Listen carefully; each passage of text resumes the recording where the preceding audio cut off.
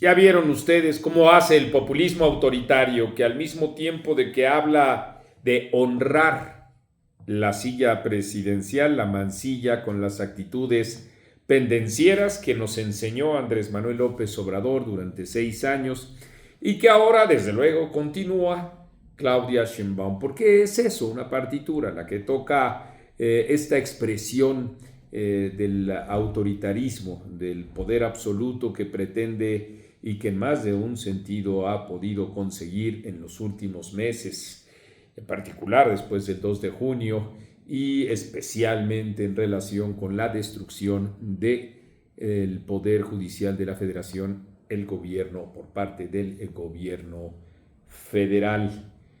Y bueno, pues cómo no remitirnos a uno de esos ejemplos pendencieros. ¿Se acuerdan ustedes? Todavía en 2018, antes del proceso electoral, llamándole Riquín Canallín, y con eso también sintiéndose así como muy ocurrente, como muy imaginativo, vamos, como muy simpático, el entonces candidato de Morena a la presidencia de la República, y abajo, por supuesto, la base social, y en particular la digital, aplaudiendo rabiosamente. Y cuando digo rabiosamente lo digo a propósito, porque justamente eso es lo que busca siempre en su presencia pública el populismo: incentivar el odio, incentivar la descalificación en contra del otro, jamás establecer puentes de diálogo, menos también tener un talante razonable, el que implica la posibilidad de que tú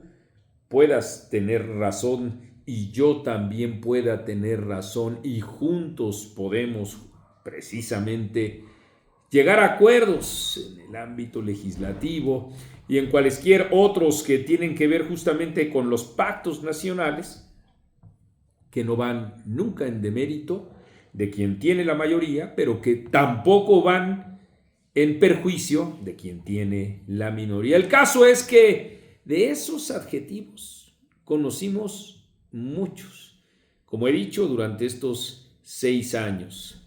Y en menos de un mes, Claudia Sheinbaum ha proferido distintos otros calificativos. Varios de ellos incluso remiten a la propia Lenia Batres, si ustedes recuerdan la actitud que se hizo viral, como ahora se dice, en una, digamos, expresión de su propia pequeñez en una vecindad en donde ella, pues, justamente asocia ese sitio donde pueden vivir personas decentes y no necesariamente dirigiéndose así a los propios vecinos. Y bueno, pues a eso nos remite desde luego cuando le dice a Claudio X González Jr., hijo de papi.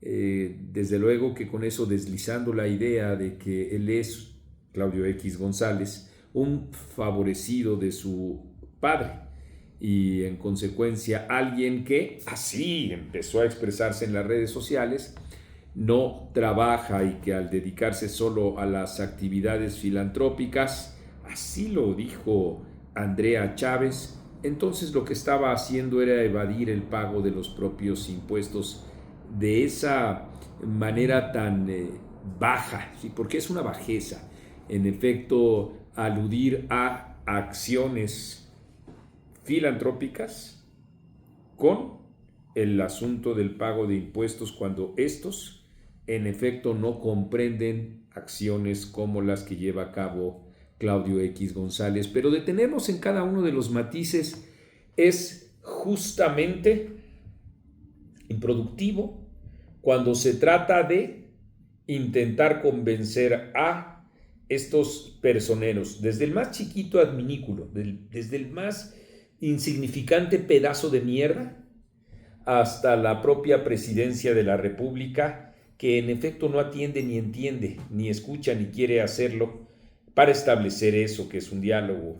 Queda muy claro que Claudia Sheinbaum está dispuesta a eso, a endilgar adjetivos y en modo alguno a establecer comunicación. Eso ya lo dijo ella, con los partidos políticos ahí en la Secretaría de Gobernación, y así se va. Y en la tribuna que ella utiliza como mañanera, la mañanera del pueblo, pues es cuando arremete así contra, en este caso, el empresario Claudio X González. Bien, también por la importante, porque a mí me parece que es muy importante, respuesta de apoyo que tuvo Claudio X González de distintos empresarios, de distintos usuarios intelectuales, también me parece que es muy importante, pues, de que los propios partidos políticos tuvieran que asumir, no lo han hecho, pero debieran, un rechazo absoluto a esta forma que tiene de dirigirse Claudia Sheinbaum.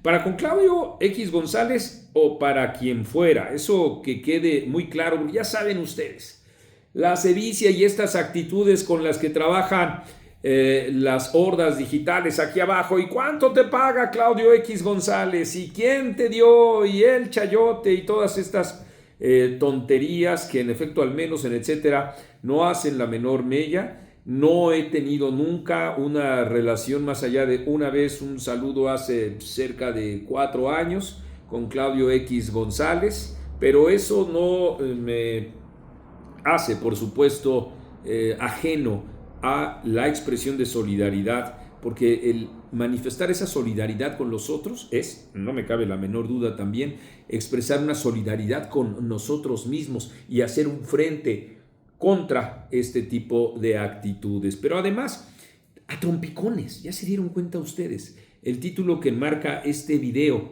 es que, bueno, existen muchos juniors, hijos de papi o sobrinos de, digamos, del papá de papi o del hermano de papi.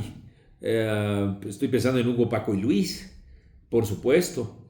Estoy pensando en los grandes juniors que se dan la gran vida en Qatar, en Arabia, en distintos otros lugares en donde pues se prodiga el dinero, los herederos, el príncipe hindú, recuerdan ustedes lo generoso que fue para repartir riquezas que él mismo no ha generado, etcétera, etcétera. Y en América Latina, bueno, los hijos y los sobrinos y los familiares de los grandes dictadores. Estoy pensando en Fidel Castro, por supuesto que estoy pensando en Fidel Castro. Para quienes son tan viejos como yo, estoy pensando en Noriega. ¿Y por qué no podemos pensar también en Andrés Manuel López Obrador y en sus hijos, en Bobby, en Andy, en José Ramón? Ahí, ellos sí se encuentran amparados frente al gobierno, frente a cualquier investigación relacionada con hechos de corrupción que han sido mostrados o demostrados